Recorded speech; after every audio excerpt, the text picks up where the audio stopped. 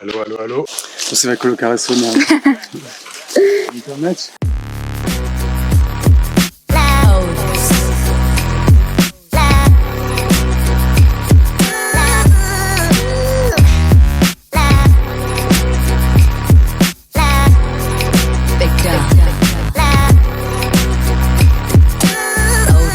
Então, me chamo Stéphane, sou francês, você pode ver com o sotaque.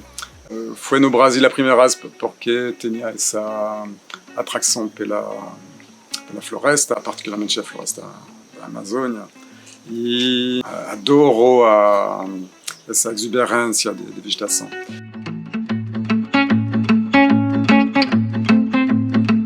Aqui, situado na Nova Floresta, é projeto de permacultura.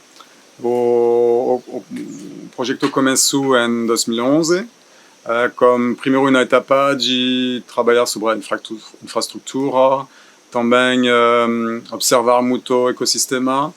Foi uma terra que se chama totalmente desligada, não tinha mais vida nessa terra, por muitos anos. E cada vez que tinha chuva, tinha erosão, porque tem pouco de declive. E então as árvores não tinham tempo para se desenvolver. Quando você tem uma terra que não tem vida, não tem fertilidade, e pode ser, não sei, 100, 200 anos antes de começar a crescer e fazer uma floresta. Quando você tem esse tipo de situação, é realmente de fazer uma biomímica da natureza, mas tentar de biomímica significa ter uma inspiração da natureza, ver como a natureza funciona para ajudar esse crescimento natural. Então, o que a gente faz chama uma sucessão florestal, uma aceleração da sucessão florestal. Quando você tem uma floresta, por exemplo, na Amazônia ou qualquer lugar, às vezes o que passa é que tem uma árvore grande que vai cair, porque é velho e vai morrer. E quando ele faz isso, vai abafar toda essa outra vegetação e dar muita luz nesse lugar. E lá começa a crescer plantas que se chamam pioneiras, plantas que vão crescer em lugar onde tem muito sol e pouca sombra, e são capazes de crescer assim, mesmo se tem um sol muito forte que pode queimar a terra, também queimar as plantas. No começo foi, quando não tinha vegetação, não tinha nada, foi trabalho mais de força, de infraestrutura, de planta, etc. Agora, nesse tempo, estava correndo para fazer as coisas. Agora estou correndo para seguir a natureza. A ideia é que no começo você tem 80% da biomassa que vai ser essa pioneira, e com o tempo vai reduzir e as outras árvores vão crescer e fazer essa transformação, e vai ter só 10-20% de leguminosa e o restante vão ser árvores. A vida profissional anterior, fiz bastante muitas coisas. Trabalho na informática, pode parecer pouco muito diferente do que eu faço aqui, mas não, porque a informática você vai manejar a complexidade, ecossistemas complexos, sistema de informação, tem coisas como a arquitetura de sistema, tem essa noção de fluxos, de funções, etc. Então, vai bem com a permacultura. E, em cima disso, fiz muito gestão de projeto. Isso me ajuda muito agora, porque cada atividade é projeto, então fiz muito disso, optimização dos recursos, distribuição dos recursos. Essa ideia também é de plantar tudo que vai ser útil para o ser humano e de pensar também que você tem que plantar também coisas que vão não só para o ser humano, mas também para ajudar o ecossistema. Plantas que vão proteger do vento, plantas que vão produzir muitas folhas, leguminosas que vão produzir nitrogênio para o solo, etc. Então,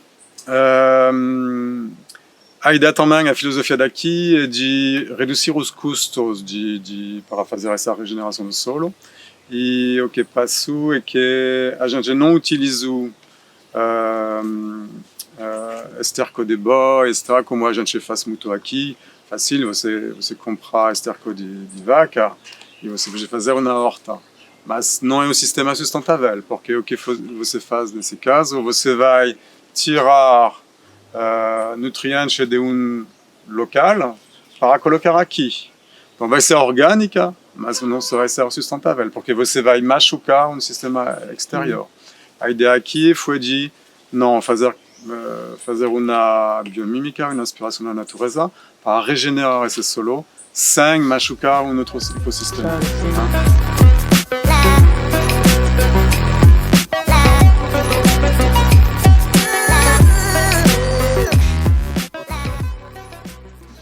Então, estamos no sul da Bahia, clima bem legal, na área onde tem Mata Atlântica, e fazemos agroflorestal.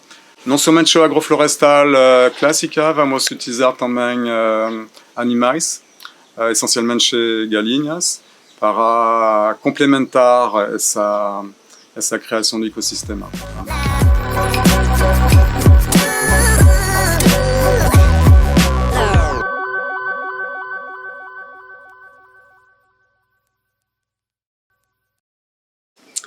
Então vamos visitar o sítio, e começando pela zona 0, que é no permacultura, que é o centro do sítio. A cozinha é o quarto da casa que é mais utilizada. As estatísticas mostram que a gente passa mais tempo na cozinha. Porque a cozinha você vai fazer a cozinha, você vai comer, e você está em contato com o exterior. Aqui uma cozinha aberta. Por exemplo, aqui a gente coloca temperos, porque nessa ideia das zonas, da logística, onde você vai colocar as coisas, os temperos têm que ser perto da cozinha, porque quando você cozinha, você não quer ir lá 100 metros para pegar os temperos, não.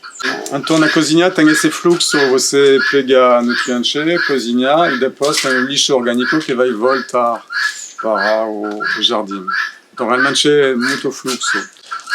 Por exemplo, aqui tem essa caixa, tem várias caixas de água que são caixas que vão aproveitar da água da chuva. Aqui a água vem lá, depois tem uma mangueira que vem aqui e essa água vai utilizar para o jardim. E essa caixa, você pode ver que está aberta com plantas aquáticas. A ideia é que uma vez que você tem essa cobertura de planta, você realmente cria um ecossistema miniatura. O ecossistema vai atrair libélulas, rãs e todos os predadores dos mosquitos.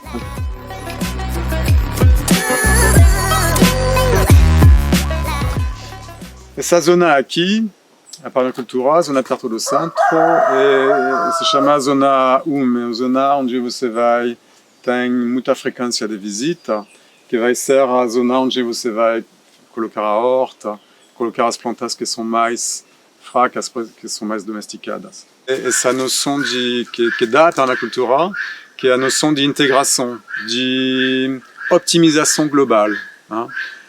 Por exemplo, esse sistema de zonas, de colocar na zona 1 coisas que precisam de mais atenção, zona 2 você vai colocar elementos que precisam de menos atenção, etc. Então já uma optimização da logística. Então essa coisa da integração, não somente optimizar a logística, mas também criar um sistema que trabalha sozinho. Essa noção de design, como colocar as coisas junto, utilizando a gravidade, etc., pode ser realmente a força da permacultura. Realmente de reduzir o labor e fazer uma automatização, uma autonomia dos elementos que faz que precisa de pouco trabalho da pessoa. Desde o começo desse projeto, cada dia sou feliz, cada dia vou me acordar com a vontade de fazer isso. Tem milhares de pequenos projetos, milhares de atividades para fazer.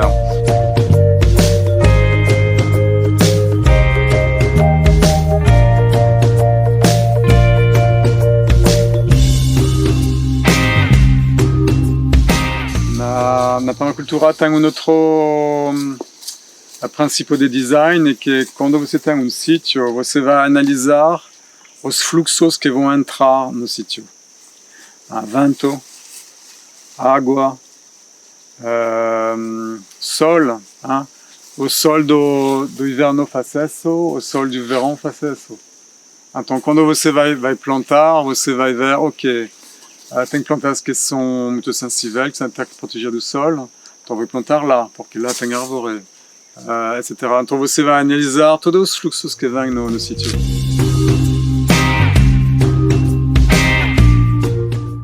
Então, aqui é a escavação de todo o barro que foi utilizado, que continua a ser utilizado para fazer a bioconstrução. Como barro, então aqui a gente faz adobe, para pique, hiperadobe.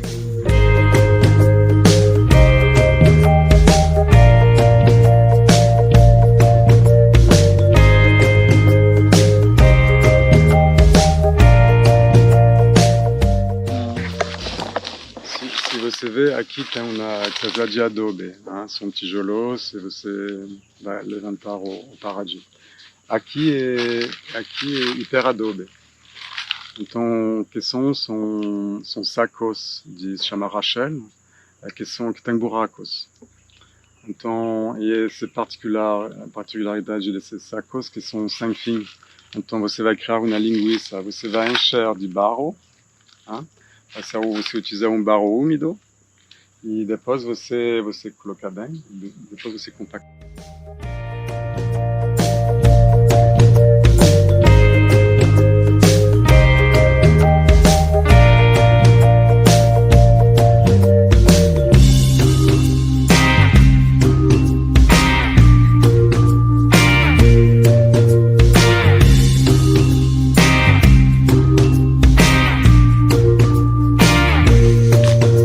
Então aqui é o banheiro seco, é dos primeiros elementos da infraestrutura que a gente fez, porque banheiro precisa de banheiro. Banheiro seco, tem muitas pessoas que não conhecem bem, muitas pessoas que nunca utilizarão. Tem essa ideia que vai produzir muito cheiro. E então tem muita força para frenar o desenvolvimento desse conceito. Banheiro seco, o que é fundamental dentro do banheiro seco é fazer 2 compartimentos. Porque você vai utilizar um compartimento por tempo, e depois de tempo você vai fechar e utilizar outro compartimento. E o tempo que você vai utilizar o segundo compartimento, o primeiro compartimento vai se compostar sozinho.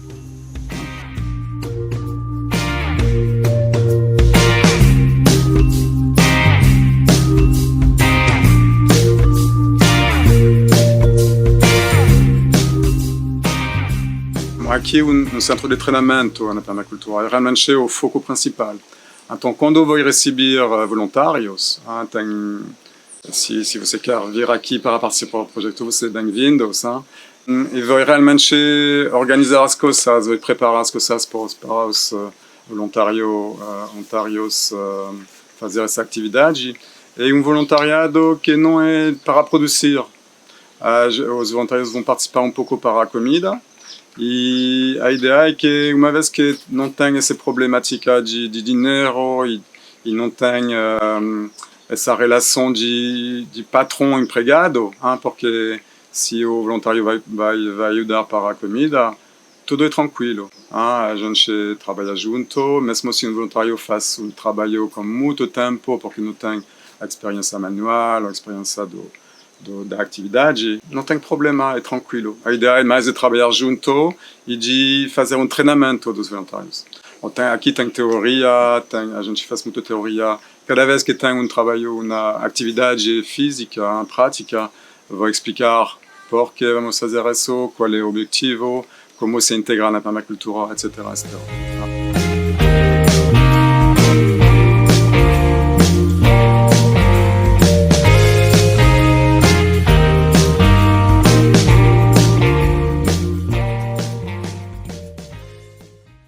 mundo global de globalização financeira.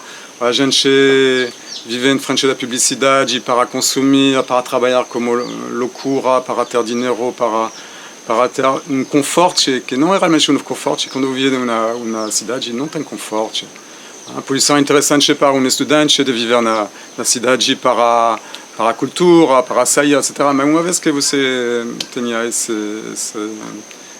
parte da sua vida, é uma vida muito artificial, em frente do computador, etc.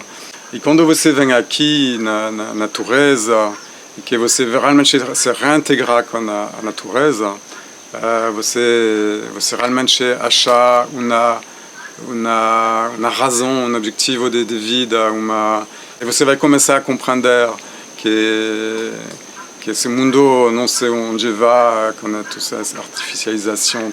E quando você se integra mais na natureza, que você começa a ter autonomia de comer, autonomia para o habitat, etc., você começa a ter mais paz e considerar o mundo atual de maneira muito mais com paz, e você tem solução na cabeça.